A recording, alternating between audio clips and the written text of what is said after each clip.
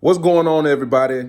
I don't really see too many videos out there on how to fix on these LTD Crown Victorias. So everything I'm gonna be doing is by trial and tribulation, trial and error. So the video that I got today is gonna be a video on how to change the front calipers and brake pads on a 1990 LTD Crown Victoria. So without further ado, let's go ahead and get started. As you see, this is my first project car, so I'll be rebuilding this whole thing from the ground up. But like I said, we're gonna go ahead and get started. I already got the ribs off. I already had a new caliper on that, but I broke off one of my pieces, so we're gonna change that out and we're gonna start from the beginning. So as you see, I already got a new one on here, but I broke off the bleeder valve. So for this, you would need a 11mm socket. You would need a 10mm socket and 17mm sockets to take the brake pads off in the caliper.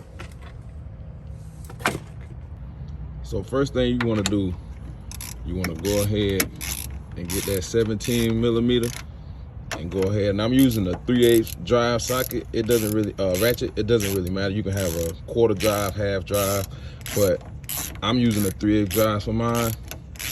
So you just go ahead and unscrew those off, and I'll get back to you as soon as I get it off. All right, I got it off now. So next step is you want to take these brake pads off first. So you got to slide out one. So you just gonna slide this out because they slide onto the caliper. And then that one, it kind of goes inside the piston. So it got like a little clip on the back side of it. And I don't really care about it falling like that because I'm getting ready to replace it. So it has like a little clip on the back that you would clip in to this area right here. And yeah, that's pretty much self-explanatory. So the next thing I'm going to do is take off the hose, the brake line hose right here. This is a 11mm socket. This is what you're gonna need. What you're gonna need for it is an 11mm socket for this area right here.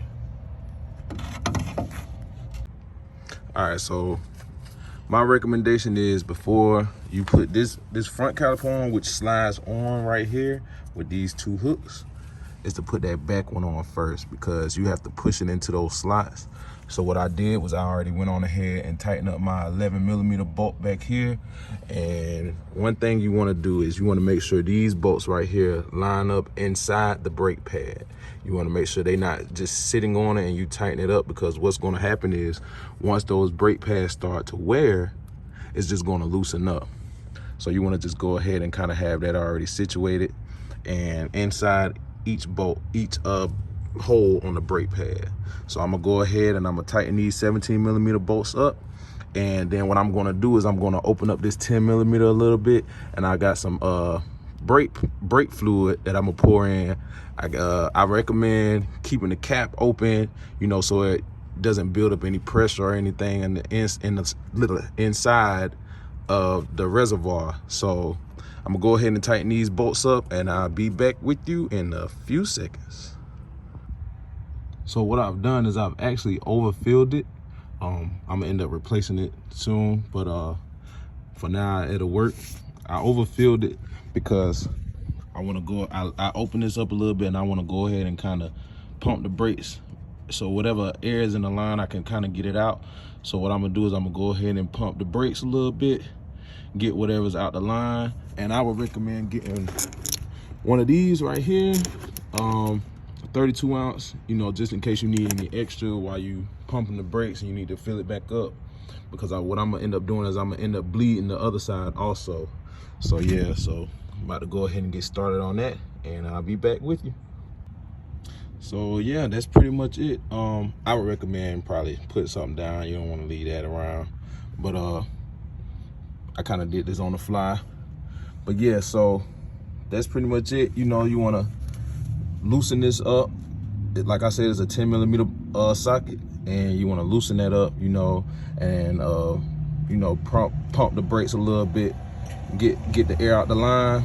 And once you start seeing that flow, just come over and tighten it up. But be careful not to over torque it, because you'll end up like me buying another caliper, because I already had one. Like I said, you know, I broke that off inside and had to go get another. It's not that expensive either. It's like $30, so you know, it's not gonna break the bank. Core charge is about $5, so I'll go take it back and get $5 back on that. But yeah, that's pretty much it. You know what, I actually forgot something. So the nuts that's on the wheel are 21 millimeters. So if you didn't know what size the nuts was to take off the wheel, is 21 millimeters. But yeah, I don't know how I forgot to tell y'all that part. But yeah, so like I said, all you need is you can get a 4-way crossbar to take the lugs off. 17 millimeter socket, 11 millimeter socket, and 10 millimeter socket. And I mean, literally that's it, you know. And yeah, so I hope you guys enjoyed the video. I hope it was helpful.